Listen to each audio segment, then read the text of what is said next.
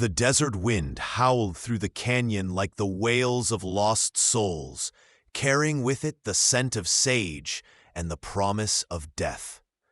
Sarah Mitchell pressed her back against the cold stone wall of the cave, her heart hammering against her ribs as she listened to the approaching hoofbeats. 3 days had passed since she'd witnessed the massacre at Willow Creek. 3 days since she'd seen the Crimson Riders gun down her entire family in cold blood. Now, as the sound of horses grew closer, she knew her time was running out. The cave had seemed like salvation when she'd first stumbled into it, exhausted and bleeding from a bullet graze across her shoulder. But now, it felt like a tomb. Through the narrow opening, she could see the silhouettes of riders against the dying light of day, their leader's voice cutting through the desert air like a blade. "She's here somewhere, boys. That little witness ain't gonna live to see another sunrise." Before I continue, I'd love for you to subscribe to our channel and let me know what city you're watching from in the comments below. Your support means everything to us as we bring these untold stories of the Old West to life. Sarah's breath caught in her throat as she recognized the voice of Jake the Reaper Morrison, the most feared outlaw in 3 territories. His reputation for brutality was matched only by his cunning, and she knew that if he found her, death would be a mercy compared to what he had planned. She clutched the small derringer her father had given her on her 16th birthday, knowing its single shot you'd have to count if it came to that. The sound of boots on stone echoed through the cave entrance, and Sarah retreated deeper into the darkness. The cave system was more extensive than she'd initially realized, with tunnels branching off in multiple directions. She chose the path that led upward, hoping it might provide another exit or at least a better defensive position. As she climbed, her wounded shoulder screamed in protest, but fear drove her forward. "Fan out and search every crevice," Morrison's voice echoed from below. "That girl saw us kill her daddy and that whole family. She's the only thing standing between us and that railroad contract. Dead witnesses tell no tales, and I aim to keep it that way." Sarah's mind raced as she navigated the treacherous path in near total darkness. The railroad contract Morrison mentioned could only be the one her father had been negotiating for the past 6 months. The Mitchell family had owned the largest ranch in the territory, and their land was crucial for the proposed railway expansion. With them dead and no witnesses to the murder, Morrison and his gang could claim the land through forged documents and intimidation. The tunnel began to narrow, forcing Sarah to crawl on her hands and knees. Behind her, she could hear the outlaws spreading through the cave system, their voices growing fainter, but no less threatening. Her fingers found purchase on rough stone as she pulled herself through a particularly tight passage, emerging into a larger chamber illuminated by shafts of moonlight filtering through cracks in the ceiling. As she caught her breath, Sarah heard something that made her blood run cold: the sound of a single set of footsteps approaching her chamber, moving with the careful precision of an experienced tracker. Unlike the heavy boots of Morrison's men, these steps were almost silent, belonging to someone who knew how to move through the wilderness without disturbing so much as a pebble. A shadow fell across the moonlit entrance to her hiding place, and Sarah raised her derringer with trembling hands. The figure that emerged from the tunnel was not one of Morrison's gang, but a man she'd never seen before.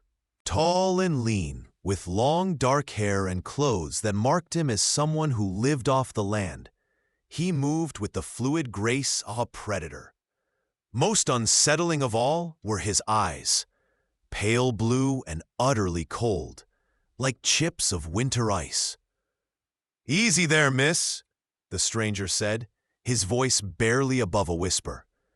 Name's Thomas Blackwood, and I ain't with those men hunting you." He gestured toward her weapon with a slight nod. "That little pop gun won't do you much good against Morrison's crew, but it might just get you killed if you're not careful with it." Sarah kept the gun trained on him, her voice shaking as she spoke. "How do I know you're telling the truth? How do I know you're not one of them?" Blackwood's lips curved into what might have been a smile, though there was no warmth in it. "Because if I was one of Morrison's boys, you'd already be dead. I've been tracking that gang for 3 weeks now, ever since they hit a settlement up north. Heard about the massacre at Willow Creek on the wind." He paused, studying her face in the pale light. "You're the Mitchell girl, ain't you? The one who got away?" The sound of voices echoed from the tunnels below, growing closer. Morrison's men were systematically searching every passage, and it was only a matter of time before they found this chamber. Blackwood's expression grew serious as he listened to the approaching footsteps. "We need to move, and we need to move now," he said, extending his hand toward her. "There's another way out of here, but it's dangerous. You'll have to trust me if you want to live through this night." Sarah hesitated for a moment, weighing her options. She could stay and try to hide, hoping Morrison's men would miss this chamber, but the sound of their systematic search suggested they wouldn't leave any stone unturned. She could try to fight, but her single shot against multiple armed men would be suicide.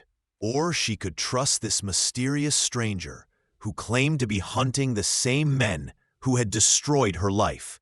"Why should I trust you?" she whispered, though she was already lowering her weapon. "Because I'm the only chance you've got," Blackwood replied simply, "and because I've got my own reasons for wanting Morrison dead." The voices below grew louder, and Sarah could make out individual words now. Morrison was giving orders, directing his men to check every tunnel, every crevice. Time was running out. She looked into Blackwood's cold blue eyes and made her decision. "Lead the way," she said, tucking the derringer into her belt. Blackwood nodded and moved to the far wall of the chamber, where Sarah now noticed a narrow crack that she had missed in the darkness.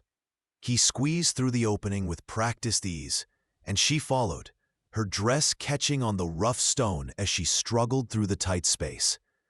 On the other side, they found themselves in a natural chimney that led upward toward the surface. Blackwood began to climb, his movements sure and confident, despite the treacherous handholds. Farah followed as best she could, her wounded shoulder making every movement agony. Below them, she could hear Morrison's men entering the chamber they had just vacated. "She was here," one of the outlaws called out. "The stone's still warm, where she was sitting." "Find where she went," Morrison's voice boomed. "She can't have just vanished into thin air." As they climbed, Blackwood spoke in whispers, his voice barely audible above the sound of their movement. "When we reach the top, we'll be on the mesa above the canyon. From there, we can see the whole area, plan our next move." "What's your plan?" Sarah asked, struggling to keep up with his pace. "Survival first, revenge second," he replied. "Morrison's got 6 men with him, all experienced killers.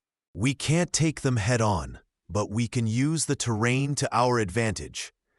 They emerged onto the mesa just as the moon reached its zenith, bathing the desert landscape in silver light.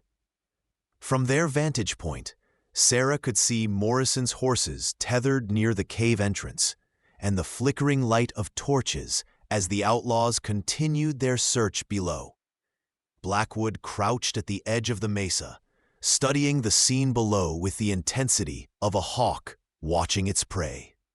"They'll figure out we went up eventually," he said. "When they do, they'll come after us. We need to be ready." Sarah sank to her knees beside him, exhaustion and pain finally catching up with her. "I don't understand why this is happening. My family never hurt anyone." We were just trying to build a life out here. Your family's land is worth more than you know, Blackwood said, not taking his eyes off the canyon below. That railroad contract your father was negotiating would have made the Mitchell Ranch the most valuable property in 3 territories.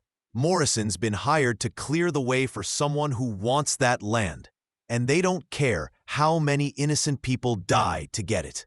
Hired by who? Sarah asked, though she was beginning to suspect the answer. Railroad company, most likely, or one of their investors. Doesn't matter much now. What matters is staying alive long enough to make them pay for what they've done. A shout echoed from the canyon below, and they could see torchlight moving toward the chimney they had just climbed. Morrison's men had found their escape route. "Time to go," Blackwood said, rising to his feet.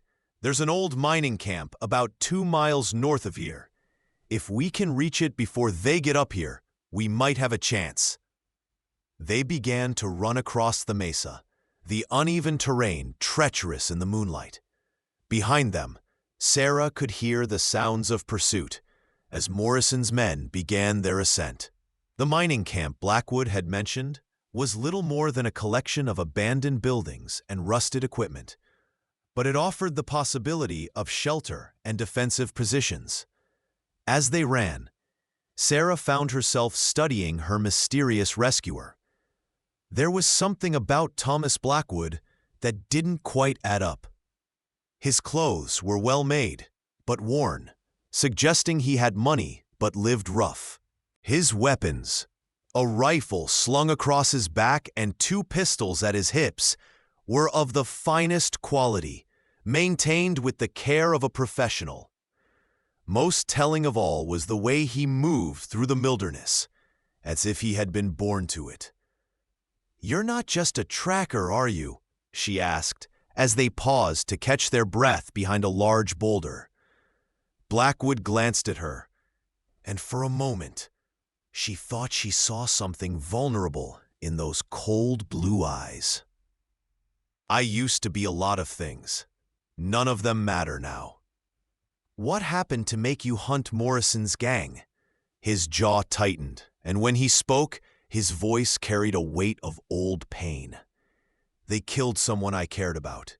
Someone who didn't deserve to die." Before Sarah could ask more questions, the sound of hoofbeats echoed across the mesa. Morrison had sent some of his men around to cut off their escape route, while others climbed up from the canyon. They were being surrounded.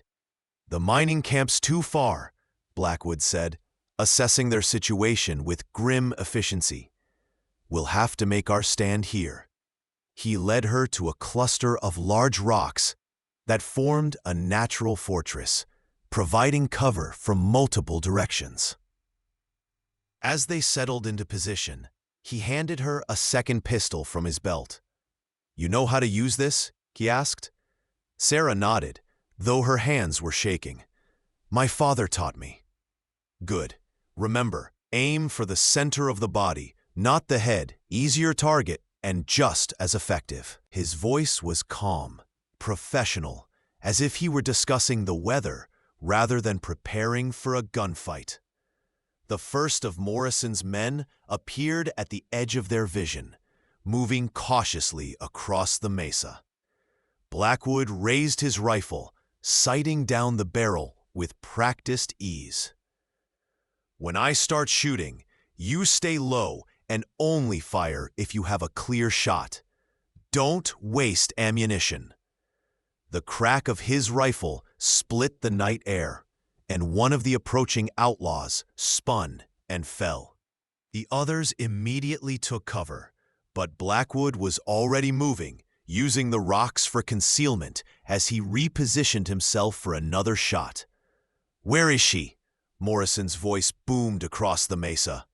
"I know you're out there, girl. You can't hide forever." Sarah pressed herself against the cold stone, her heart pounding so hard she was sure the outlaws could hear it.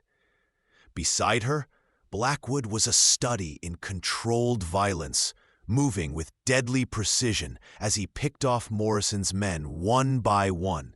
"You're good at this," she whispered during a brief lull in the gunfire. "I've had practice," he replied grimly, "more than I care to remember." As the night wore on, the battle became a deadly game of cat and mouse. Morrison's remaining men tried to flank their position, but Blackwood seemed to anticipate their every move. Sarah managed to wound one outlaw who got too close, the recoil of the pistol jarring her injured shoulder, but filling her with a fierce satisfaction. By dawn, only Morrison himself remained, and he was growing desperate. "I know who you are, Blackwood," he shouted from his hiding place behind a fallen tree. "Thomas Ghostwalker Blackwood, the bounty hunter who disappeared 2 years ago. Thought you were dead." Sarah looked at her companion with new understanding.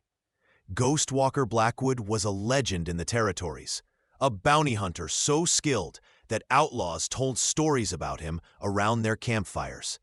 He had vanished without a trace, and many assumed he had been killed. "What happened 2 years ago?"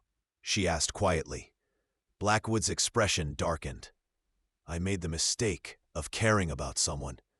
Morrison's gang killed her while I was away on a hunt, burned down the cabin where we were going to start a new life together."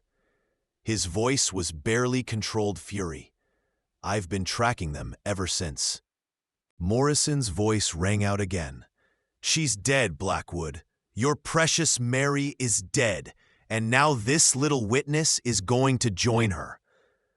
The mention of the name Mary hit Blackwood like a physical blow, and Sarah saw his hands tighten on his rifle.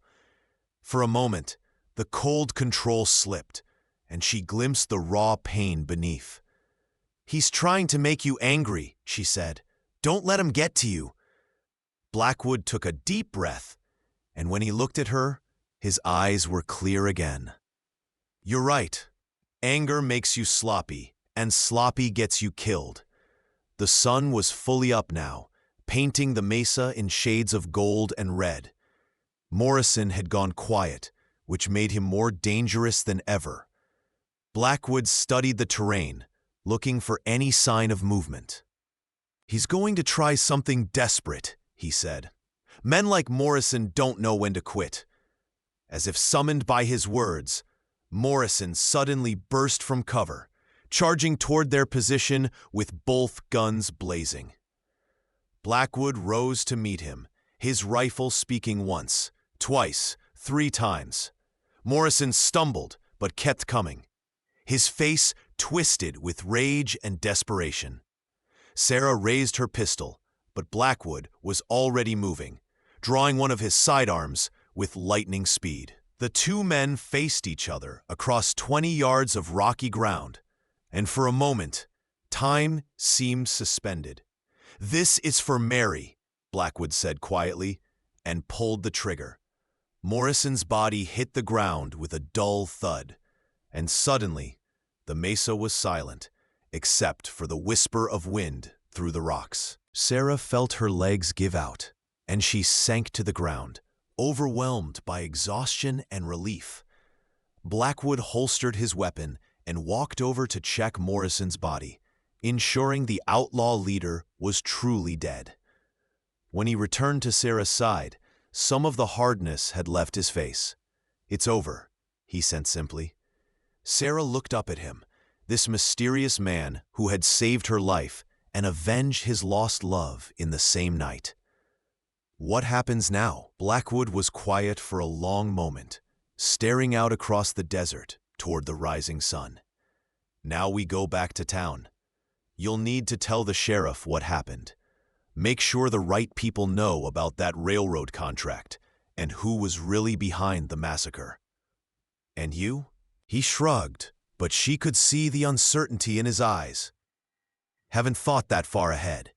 Been focused on this for so long, I'm not sure what comes next."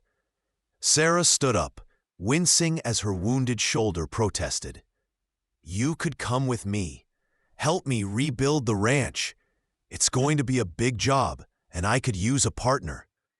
Blackwood looked at her with surprise, as if the possibility of a future beyond revenge had never occurred to him. "I'm not sure I'm the settling down type, Miss Mitchell." "Maybe not," she said with a small smile. "But you're the type who protects people who need protecting. And right now, I need protecting." As they began the long walk back toward civilization, Sarah couldn't help but think about the strange turns life could take. 24 hours ago, she had been a rancher's daughter with a simple life and a bright future. Now, she was the sole survivor of a massacre, the inheritor of a valuable but blood-soaked legacy, and the unlikely partner of a legendary bounty hunter who had lost everything to the same men who had destroyed her family. The desert stretched out before them, vast and unforgiving. But for the first time since the nightmare began, Sarah felt hope stirring in her chest. She had survived the worst night of her life, and she had found an ally in the most unexpected place. Whatever challenges lay ahead, she would face them with the strength her father had taught her and the deadly skills of the man walking beside her. Thomas Blackwood had spent 2 years hunting the ghosts of his past, but perhaps it was time for him to start building a future instead. The ranch would need rebuilding, the land would need protecting, and Sarah Mitchell would need someone she could trust in a world that had proven itself capable of sudden, brutal violence. As the sun climbed higher in the sky, painting the desert in brilliant shades of gold and orange, 2 survivors walked toward a new beginning, leaving behind them the bodies of their enemies and the ashes of their old lives. The West was still wild, still dangerous, but it was also a place where people could reinvent themselves, where the past could be buried as deep as the men who had tried to destroy them. In the distance, the town of Cedar Ridge shimmered like a mirage, promising safety, justice, and the chance to start over. Sarah Mitchell and Thomas Blackwood had both lost everything they held dear, but in finding each other, they had discovered something neither had expected: hope for a future neither could have imagined just one day before.